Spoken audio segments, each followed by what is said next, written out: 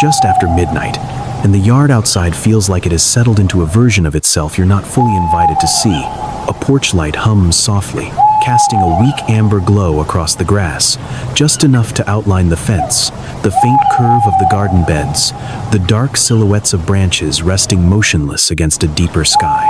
There is wind, but it doesn't feel like movement anymore, more like breath passing through something already asleep.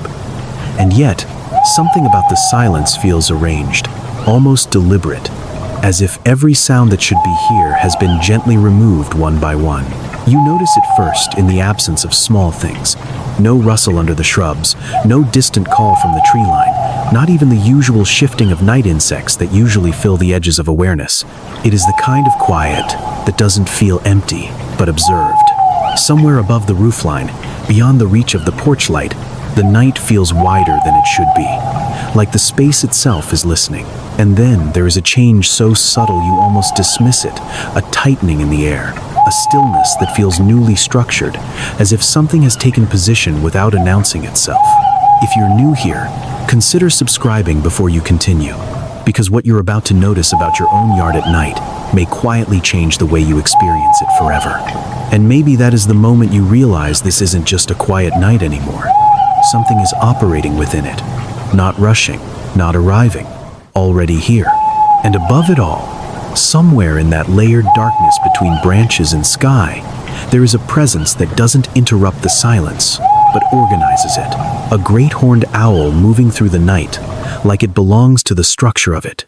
But that is only the beginning, because the deeper you listen, the more you start to realize the silence itself is not empty at all, and something within it has been watching far longer than you have been aware. And then there is that familiar hesitation, the kind you never really name, because it happens so often it starts to feel like part of normal life. Standing by a window at night, you pause without thinking, your eyes adjusting to the darkness outside, trying to make sense of shapes that never fully resolve. You have done this before, maybe more times than you can count, when the house is quiet and the world beyond the glass feels slightly out of reach, as if it belongs to a version of reality that runs parallel to yours. There is always that moment where you wonder if you are imagining more than is actually there, or if your mind is simply trying to fill in gaps that darkness naturally creates. But the feeling itself is consistent, subtle, and strangely specific. It is not fear, not exactly. It is awareness without clear direction, a sense that something exists just beyond what you can confidently describe. Most people ignore it or explain it away as imagination, but you know the feeling because it is the same one that returns every time you stand in silence long enough for your thoughts to slow down. And in those moments, you sometimes catch yourself listening harder than necessary, as if sound itself could confirm what your instincts are already suggesting. That quiet tension between certainty and uncertainty is something almost everyone recognizes but rarely talks about. It appears in different forms, late at night, early in the morning, or in those in-between moments when the house feels too still. And if you are still here, still listening, then there is a reason for that too. You are not the only one who notices when silence begins to feel structured instead of empty. If this is your first time here, you might want to subscribe before going further, not because of what you will hear, but because of what you might start to notice in your own surroundings after this. And as that thought settles in, you realize the silence outside is still there, unchanged, but somehow it no longer feels neutral. It feels shared, like something else is aware of it too, waiting just beyond the edge of what you can clearly see. But as you stand there in that quiet space between thought and observation, something begins to feel slightly different about the way the night is holding itself together. It is not a sudden change, not something you can point to immediately, but more like a shift in the weight of the atmosphere, as if the darkness outside has started to organize itself into layers you were not previously aware of. The yard is still the same yard, the fence still traces the same boundary, the trees still hold their shape against the sky, but now it feels like there is depth behind those shapes, depth that does not belong to what you are directly seeing. You start to notice the smallest interruptions in the silence, not sounds exactly, but the suggestion that sound could exist, and then does not. A leaf that should have moved, but does not. A branch that feels too still for the breeze that passed moments ago. And in that space between expectation and reality, a different kind of awareness begins to form. It is subtle at first, almost easy to dismiss, but once it settles, it becomes harder to ignore. The night does not feel empty anymore.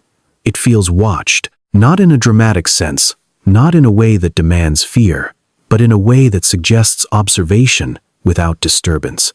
And that is when you begin to understand that what you assumed was silence might actually be something far more structured, almost like a system operating without noise. Somewhere above the roofline, beyond the faint reach of light, there is a presence that does not break this structure but moves within it as if it belongs there. A great horned owl, not revealed, but implied, not announcing itself but shaping the space around it through absence rather than action. And the strange part is not its presence, but how the entire yard seems to adjust around the possibility of it. Every small creature that might be there, every unseen movement in the grass or under the branches, seems to behave as if responding to something you cannot fully confirm. It is in this realization that the familiar world begins to feel slightly less complete, as if there is another layer just beneath it, operating quietly in parallel. And once that thought forms, it is difficult to return to the idea that what you are seeing is all that is actually there. And as that thought settles, there is a part of your mind that tries to pull everything back into something more familiar, something explainable, because the human brain is always looking for structure inside uncertainty. You remember reading once that nocturnal predators like owls are not guided by sight in the way humans assume, but by something far more precise, something closer to mapping sound in space. The great horned owl in particular, according to observations from ornithology research, is known for hearing asymmetry, each ear positioned slightly differently, allowing it to calculate distance and direction from even the smallest shift in air or movement beneath leaves. It does not need light to build a picture of its surroundings, because the darkness itself becomes a kind of information field. And in that moment, the yard outside your window stops feeling like a static place and starts feeling like a layered environment being continuously interpreted by something inside it. Studies from bird behavior research, including work referenced by the Cornell Lab of Ornithology, describe how silent flight in owls is not silence in the human sense, but controlled air disruption, feathers shaped to reduce turbulence, so that motion does not announce itself. That means what you perceive as stillness is not absence of activity, but absence of detectable signal. And that changes everything about how you understand the quiet outside. Because silence is no longer empty, it is selective, it is filtered, it is shaped by something that moves without asking to be noticed. And when you think about it that way, the yard is no longer just a backyard at night. It becomes a field of perception where different forms of awareness overlap, one human, limited and visual, and one animal, built from sound, shadow, and instinct. And somewhere in that overlap, just beyond what you can confirm, the feeling returns that nothing here is truly inactive. It is only being observed in a way you were never trained to notice. And yet, even with all that understanding trying to take shape in your mind, the feeling outside does not become any less personal. In fact, it becomes more intimate in a way that is difficult to explain. You find yourself standing closer to the window now, not intentionally, just drawn forward by something that feels like quiet curiosity rather than fear. The glass is cool when your hand brushes near it, and beyond it, the yard feels almost within reach, as if the boundary between inside and outside has softened slightly. The porch light continues its faint hum, and in its weak glow you notice how the smallest details begin to matter more than the larger shapes. A single branch near the fence line shifts almost imperceptibly, not enough to confirm movement, but enough to suggest it might have. And your attention lingers there longer than it normally would. You realize you are no longer scanning the yard the way you usually do, quickly and dismissively, but instead holding your focus on very specific points, almost as if you are learning how to see it differently. There is a strange familiarity forming, not because you have seen this exact moment before, but because something about paying attention like this feels instinctively known, like a memory your body recognizes, even if your mind does not. And somewhere in that quiet attention, you begin to feel less like an observer looking out, and more like someone being gently included in something larger happening just beyond the edge of certainty. The night outside has not changed, but your relationship to it has, and that subtle shift is enough to make everything feel slightly closer, slightly more present, as if the yard itself is aware that you are finally noticing it in a different way. And then, almost without you noticing, the night begins to feel deeper than it did a few minutes ago, not in brightness or darkness, but in presence. The yard outside seems to expand in a way that is not physical, more like your awareness of it is stretching further than the edges of the fence you know so well. The same trees are there, the same shadows resting beneath them, yet now they feel layered, as if each silhouette is only the surface of something more complex moving underneath. You find yourself holding your breath without meaning to, not because anything is happening loudly, but because nothing is happening in a way that feels accidental anymore. Even the stillness seems to carry intention, and in that widening sense of attention, you start to notice how the absence of sound is not uniform. There are zones of silence that feel heavier than others, places in the yard where even the idea of movement feels suspended. It is in those subtle variations that your mind begins to imagine structure, where before there was only quiet. And as you stand there, you become aware of something uncomfortable but fascinating, the realization that you are not simply watching the yard anymore. You are trying to understand it, as if it has begun to operate on a logic that is partially hidden from you. Somewhere in that layered darkness, beyond what the porch light can reach, there is the sense that movement is still happening, but in a way that avoids detection rather than announcing itself.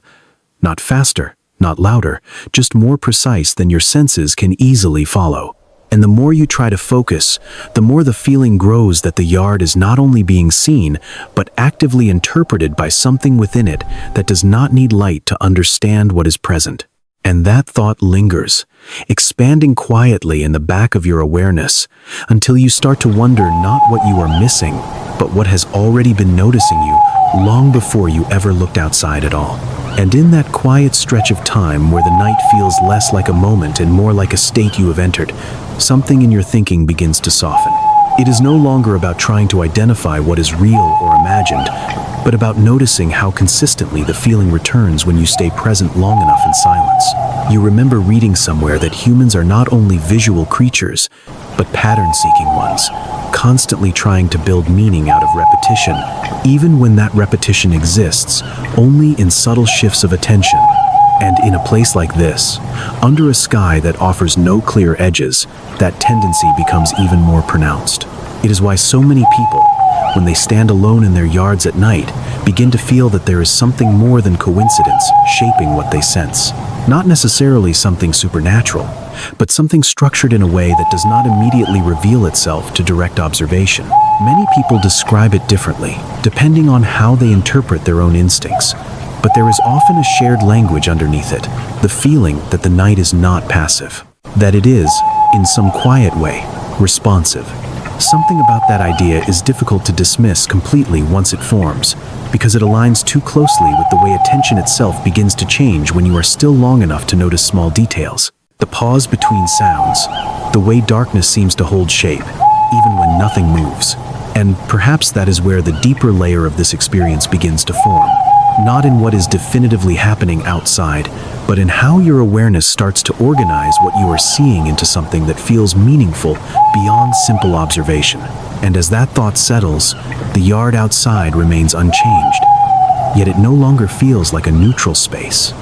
It feels like a place that carries presence within it, whether visible or not, and that presence, real or interpreted, begins to reshape the way silence itself is understood. And then, slowly, something in the night begins to settle in a way that feels different from before, not because anything new appears, but because everything that was already there starts to feel accepted rather than questioned. You are still standing by the window, but your posture has changed without you noticing, shoulders slightly lowered, attention no longer reaching outward with effort, but resting quietly on what is already visible. The yard remains dark, the fence line still faint under the porch light, the trees still holding their silent shape against the sky. Yet there is no longer a sense that you need to decode them. Instead, there is a quiet understanding forming, not as an answer, but as a feeling that does not require one. The earlier tension between what is seen and what is imagined begins to fade, leaving behind something softer, something closer to acceptance of not fully knowing. And in that space, the silence outside becomes almost comforting in its consistency, as if it has always been this way and only your attention has changed. You notice how your breathing has slowed without intention, how the need to search for movement or meaning has dissolved into simple presence. It is in moments like this that many people describe a subtle shift, not in the world itself, but in their relationship to it, as if awareness expands just enough to include uncertainty without needing to resolve it. And as you stand there longer, the feeling that something is watching or being watched no longer feels like a question that demands an answer, but more like a reminder that perception itself is always partial, always limited, always shaped by what it can and cannot reach. The night remains unchanged, yet it no longer presses against your attention. It simply exists, vast and still, holding its quiet form as you remain with it. And in that stillness, there is nothing to conclude, only the sense that you have been here long enough to feel the weight of what cannot be fully seen. And in the final stretch of that night, something changes not outside the window, but inside the way you are standing there looking at it. The need to interpret slowly dissolves, like mist lifting without warning, leaving only the raw presence of what has always been there. The yard is still dark, still quiet, still shaped by the same familiar boundaries, but it no longer feels like something separate from you. It feels included in the same continuous stillness you are part of. You notice how long you have been standing without realizing it, how the act of watching has turned into something closer to resting inside awareness rather than searching through it. And in that quiet acceptance, the earlier sense of something watching no longer carries tension. It becomes softer, almost neutral, like a shared condition rather than a hidden force. Many people believe that moments like this are not about discovering something external, but about noticing how perception itself shifts when silence is given enough time to speak in its own way. And whether that is interpretation or intuition, something about it is difficult to dismiss completely once you have felt it directly. You begin to understand that the night was never asking to be solved, only witnessed. And the more you let it be what it is, the more it seems to reveal without actually changing at all. There is no final movement, no clear ending, only the gradual realization that what felt unknown was always operating in plain sight, just beyond the limits of attention. And as you finally step back from the window, the last thought that lingers is not about what was out there, but about how easily presence becomes mystery when it is observed in silence long enough. Thank you for staying with us until the very end of this journey. If you enjoy stories like this, please consider subscribing before you go, because there is still so much out there, so much that most of us have never truly seen. And sometimes, these quiet wonders only reveal themselves when we learn to listen in silence. And perhaps tonight, somewhere just beyond your window, life is still unfolding in ways we were never taught to notice. Not an ending, not a beginning, just a quiet continuation, existing in a stillness deeper than what we call ordinary.